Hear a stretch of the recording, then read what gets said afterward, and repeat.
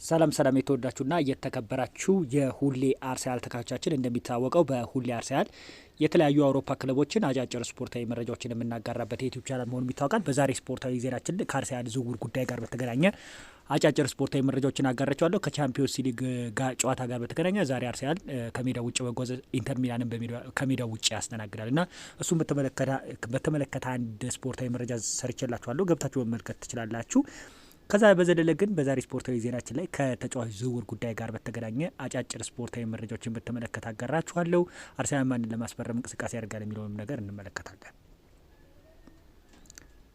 ቀደም ብዬ ወደ ጠቀስኩላችሁ አጫጭር ስፖርታዊ መረጃዎች ያልፋለሁ። በጥር የዝውውር መስኮት አርሰናል ማንን ያስፈርማል የሚለው ነገር በጣም ወሳኝ ነገር ነው ይሆናል ተብሎ ይጠበቃል። ይህንን ነገር ለሁላችሁም የአርሰናል ደጋፊዎች መስጠት እፈልጋለሁ። አርሰናል በጥር የዝውውር መስኮት አሁን ካለባቸው ችግሮች ማንም ቢያስፈርም በተለይ ደግሞ የጎል የማስቆጠር ችግሩን ይፈታል ብላችሁ ታምናላችሁ? እና እሱን ኮሜንት ላይ እንድታስቀምጡልኝ እጠይቃለሁ። ቀደም ብዬ ወደ ጠቀስኩላችሁ አጫጭር ስፖርታዊ መረጃዎቼ አልፋለሁ። አርሰናል በጥር የዝውውር መስኮት ከክለቡ ማንን ይለቃል፣ በጥር የዝውውር መስኮት ማንን ለማስፈረምስ አቅዷል የሚለውን ነገር እንመለከታለን። ከዛም በተጨማሪ አርሰናል አንድ ተጫዋችን አሁን ፍላጎት ማሳየቱን የሚያመላክት መረጃዎች ከወደ ጣሊያን ከማቴዎ ሞሬንቶ ዘገባ ለመረዳት እንችላለን። እና ይህ ተጫዋች ማን ነው? አርሰናል በጥር የዝውውር መስኮት ማንንስ ያስፈርማል? ሳያስፈርምስ የተጫዋች ዝውውር ይዘጋሉ የሚለውን ነገር እንመለከታለን። በአብዛኛው ጊዜ የዝውውር ሂስትሪ ስንመለከት አርሰናል በጥር የዝውውር መስኮት ተጫዋቾችን አያስፈርምም እና ከዚህ ጋር በተገናኘ ዘንድሮም ተጫዋች ሳያስፈርም ዝውውር መስኮቱ ሊዘጋ የሚችልበት እድል እንዳለ እየተዘጋው ይገኛል። ከገብርኤል ሄሱስ ዝውውር ጉዳይ ጋር በተገናኘም ዛሬ አንድ አዲስ ነገር ተሰምቷል። በጋዜጣዊ መግለጫቸው ላይ እንግዲህ ኢንተር ሚላን ከአርሰናል ለሚያደርጉ ጨዋታ ማይክል አርቴታና ገብርኤል ሄሱስ ነበረ ጋዜጣዊ መግለጫ የመስጠት የቻሉት እና ገብርኤል ጄሱስ በአርሴናል ቤት መቆየት ይፈልጋል። አርሰናሎች ደግሞ ተጫዋቹን ለገበያው ክፍት ማድረጋቸውን የሚያመላክት መረጃ ቲም ስቶክ ላይ ወጥቷል። ተጫዋቹን አርሰናል እንግዲህ መሸጥ ይፈልጋሉና ተጫዋቹ ደግሞ እስከ 27 ቢያንስ በአርሰናል ቤት መቆየት ይፈልጋል። አርሰናል አሁን ላይ በገብርኤል ሄሱስ እያሳየ ባለው ብቃት ደስተኞች አይደሉም። ከጉዳት ከተመለሰ በኋላ ገብርኤል ሄሱስ አንድ ጎል ብቻ ነው ማስቆጠር የቻለው፣ ነገር ግን ጥሩ ብቃት ላይ አይገኝም። ማይክል አርቴታ እንግዲህ እንደ አማራጭነት ቪክተር ዮከሬሽ የማይኖር ከሆነ አሁን ላይ እየተጠቀመው የሚገኘው 9 ቁጥር ገብርኤል ሄሱስ ነው እና ጎሎችን እያስቆጠረለት አይገኝም። በጨዋታ ላይ ያለው ኢንቮልቭመንትም ዝቅተኛ ከመሆኑ ጋር በተገናኘ ማይክል አርቴታ ደስተኛ አይደለም። ተጫዋቹን እንግዲህ ለገበያ ክፍት አድርገውታል። የሚገዛ ክለብ የሚያገኙ ከሆነ በጥር የዝውውር መስኮትም ሊሸጡበት የሚችልበት እድል እንዳለ እየተዘገበ ይገኛል። ቲም ስቶክ ይዞት የወጣውን መረጃ እንመለከት። ሁለት አማራጮች አርሰናል እየተመለከተ ይገኛል። ምንም እንኳን እስካሁን ድረስ ባሉ መረጃዎች መሰረት ባስቶኔ ላይ አርሰናል ምንም አይነት ፍላጎት ባያሳዩም፣ ነገር ግን ዲማርኮን ከኢንተር ሚላን አርሰናል ለማስፈረም ፍላጎት ማሳየታቸውን እንደምትመለከቱት ቲም ስቶክስ ላይ ተዘግቧል። ከዛም በተጨማሪ አርሰናል አሁን በጥር የዝውውር መስኮት የሚሳካላቸው ከሆነ ትክክለኛ ፍላጎት ያሳዩበት ተጫዋች አንቶኒዮ ጎርደን እንደሆነም ተዘግቧል። የዚህ ተጫዋች ዝውውር በጥር የዝውውር መስኮት ባይሳ እንኳን በክረምት የዝውውር መስኮት አርሰናል ተጫዋቹን ማስፈረም ይፈልጋሉ። ከተጫዋች ዝውውር ጉዳይ ጋር በተገናኘ አርሰናል አሁንም ቢሆን የመሀል መስመሩ ላይ ብዙ ክፍተቶችን እየተመለከትንበት እንመለከታለን።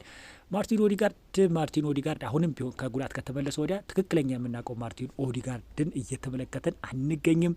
ከዛም በዘለለ ግን አርሰናል አሁንም ቢሆን የይልዲዝ አድናቂ ነው። ከዛም በተጨማሪ ከሪያል ማድሪድ አርዳ ጉላርን እንደሚፈልጉ እየተዘገበ ይገኛል። እነዚህ ሁላ የአርሰናል ፍላጎች እንደሆኑ ይታወቃል። ነገር ግን አርሰናል ምንም እንኳን እነዚህ ተጫዋቾች ላይ ፍላጎት ቢኖሩ በጥር የዝውውር መስኮት የማዘዋወሩ ነገር በጣም ዝቅተኛ እንደሆነ እንመለከታለን። ነገር ግን በክረምት የዝውውር መስኮት አርሰናል ክለባቸውን ለማጠናከር ወደ ገበያው ላይ በመውጣት እንደነ ይልዲዝ ያሉ እንደነ ሮድሪጎ ያሉ ተጫዋቾችን በድጋሚ ለመመልከት ወደ ገበያው እንደሚወጡ ይጠበቃል።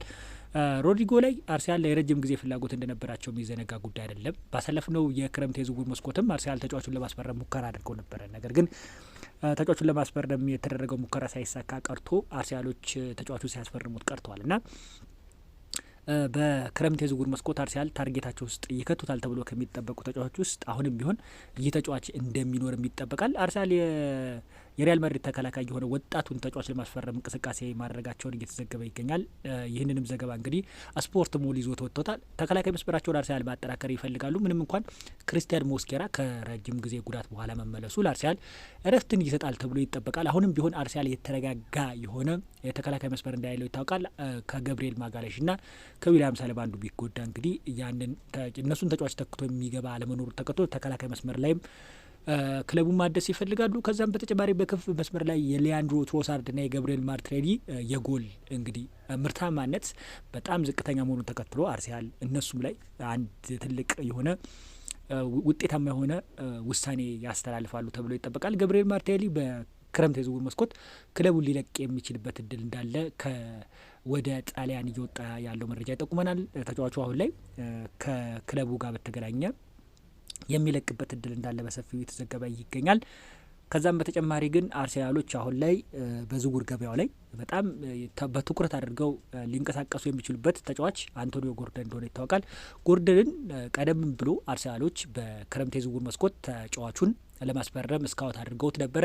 እስከ 50 ሚሊዮን ፓውንድ ድረስ አርሰናል ለተጫዋቹ ለመክፈል ይፈልጋሉ። እስከ 90 ሚሊዮን ፓውንድ ድረስ ነው ደግሞ ኒውካስትሎች እየጠየቁ የሚገኙት። የገንዘብ መጠኑ በጣም ከፍተኛ ነው። ጎርደን እንግዲህ በአርሰናል ቤት ከሚፈለጉ ተጫዋቾች ውስጥ አንዱ ሆኗል።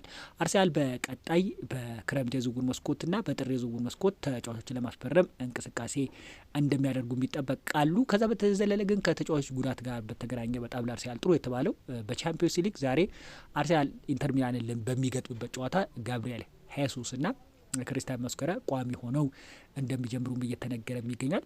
በጥር የዝውውር መስኮት አርሰናል በጣም የነቃ የተባለ እንቅስቃሴ አላደረገም። በጣም ይሄ ነገር ደግሞ አርሰናሎቹ ዋጋ እንዳያስከፍሏቸው እንደሚታወቀው ባሳለፍነው ሲዝን አርሰናል ብዙ ተጫዋቾች ጉዳት እያለበት የጥር የዝውውር መስኮትን ሳይጠቀምበት እንደነ ዋትኪንስ ያሉ አጥቂዎችን ሳይሞክር እንግዲህ ዋንጫውን አሳልፎ ለሊቨርፑል ሰጥቷል። ዘንድሮስ በጥር የዝውውር መስኮት ያለበትን ክፍተት አይቶ ማይክል አርቴታ ወደ ገበያው ወጥቶ ተጫዋቾችን ያዘዋውራሉ የሚጠበቅ ጉዳይ ነው። እስካሁን ባሉት መረጃዎች መሰረት ግን አርሰናሎች ጎርደንን ለማስፈረም ካሳዩት ፍላጎት ውጪ በገበያው ላይ የነቃ የተባለ እንቅስቃሴ እያሳዩ አይገኙም። ተቀናቃኙ ማንቸስተር ሲቲ እንኳን በጥር የዝውውር መስኮት 2 ተጫዋቾችን አስፈርሟል።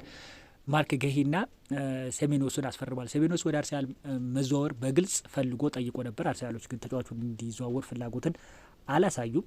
ምንም እንኳን የአርሰናል ፍላጎት ተጫዋቹን ለማስፈረም ምንም አይነት ባያሳዩም ተጫዋቹ ግን ወደ አርሰናል መዘዋወር ይፈልግ ነበረ። የዛሬን ጨዋታ በተመለከተ ጥቂት የተባሉ መረጃዎችን ላጋራችሁና የዛሬ ስፖርታዊ መረጃዎችን ይጨርሳለሁ።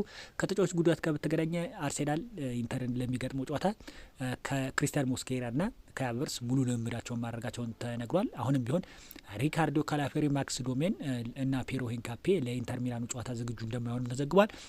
ቡካዮ ሳካ ለጨዋታው እንግዲህ ዝግጁ ይሆናል ተብሎ ይጠበቃል። ሙሉ ትሬኒንግ አድርጓል። ማይክል አርቴታ ግን ለእንግሊዝ ፕሪሚየር ሊግ ከማንቸስተር ዩናይትድ ጋር ላለበት ከባድ ጨዋታ ተጫዋቹን ቤንች አድርጎ በማዱኬ ይጀምራል ወይስ አይጀምርም የሚለው ነገር ይጠበቃል። ምክንያቱም ይህ ጨዋታ ለአርሰናል በጣም አስፈላጊ የሚባል አይደለም። አሁን ላይ በቻምፒዮንስ ሊግ አርሰናል አንደኝነት ደረጃውን እየመራ ይገኛል እና በደረጃ ነጥብ ላይ ልዩነት ቢፈጥር እንኳን አርሰናል ቶፕ ከ1 እስከ 8 ሆኖ የማለፍ እድሉ በጣም ሰፊ ከመሆኑ ጋር በተገናኘ ማይክል አርቴታ ቦታ ይሰጠዋል ተብሎ አይጠበቅም።